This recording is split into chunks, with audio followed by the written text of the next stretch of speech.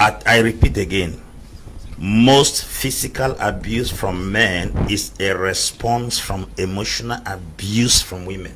Okay. Take it or you leave it. Men at times are not mad to get up and start beating a woman. No reasonable, responsible man will get up, except in rare cases. You know, to every exception, to every rule there's an exception. So we are talking here knowing that there are cases whereby some men abuse women physically for not just cause. But I will guarantee you 80% of men's abuse towards women is a response to an emotional abuse from the woman. Can you explain what I'm going to explain it in details. Men are the quiet type, women are flippant. Women are flippant in nature. They talk a lot.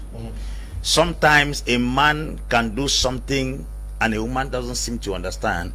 She may start speaking, and women don't speak for you to listen, they speak for you to respond. Once they speak and you don't respond, they will want to say something harder than what they have said, and immediately they start throwing those hard words into your heart. There is a level you cannot take it anymore. And there are men, when they have absorbed that shock for too long, they cannot contain it. The next thing is that a rebounds. They will give you a slap and a kick. Then everyone that comes will see the slap and the kick because it is physical, not knowing that the man has been able to contain the emotional torture, either for a very long time. Sometimes men can contain this torture for almost 10 years. Some hold it for 15 years. At a level they can no longer take it. Now they feel like this physical abuse, or to me, the right words to be used there is physical discipline. This physical discipline to the man or to the man is a kind of trying to solve something that his quietness cannot solve. That's one of the reasons you must understand. The second reason why men sometimes abuse women physically, it is simply because women can easily lose respect for men. I'm telling you, a man's desire is not food. Cook the best food, he can get it in a restaurant. A man's desire is not sex. He can get it in the street through a side chick. A man's desire is not your attire. The greatest thing you will ever take from a man that will cause the beast in him to come out is his respect. Inherent in every man is a king and a beast. If you choose to be a queen, you will bring out the king in him. If you be a torment, you will bring out the beast in him.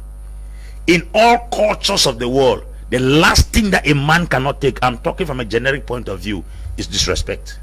Some women are grossly disrespectful. I can tell you with all sincerity that the marriages before this period are far more better. There were no marriage seminars, there were no conferences, there were no lectures on marriage, but the marriages succeeded better because people were properly brought up in good culture. This thing called women emancipation has not been defined in a proper context.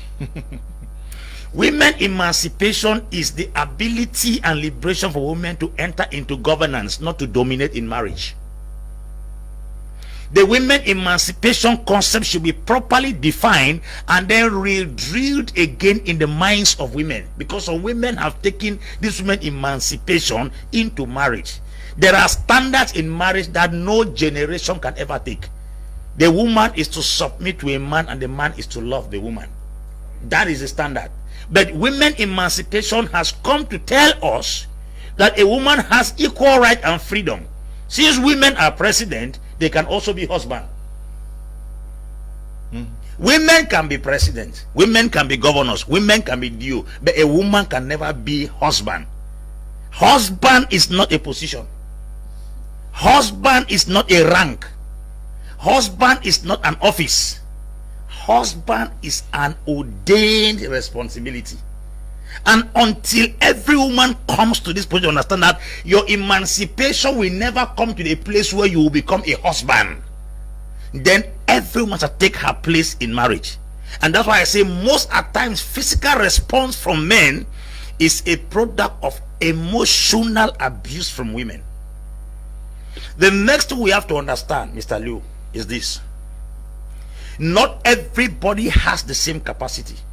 Women compare a lot.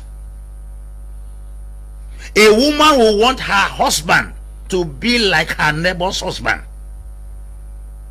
I'm telling you. The minute you start quarreling, you say that, look at Papa Junior there. He goes out with a car. Here you are with one jalopy bike every day. Cut your cloth, cut your coat according to your cloth. Any man that God gives you, it is because that is the capacity of man you can manage. God cannot give you something better than you. Because if you were better off, God will give you something better. So please, let us understand this.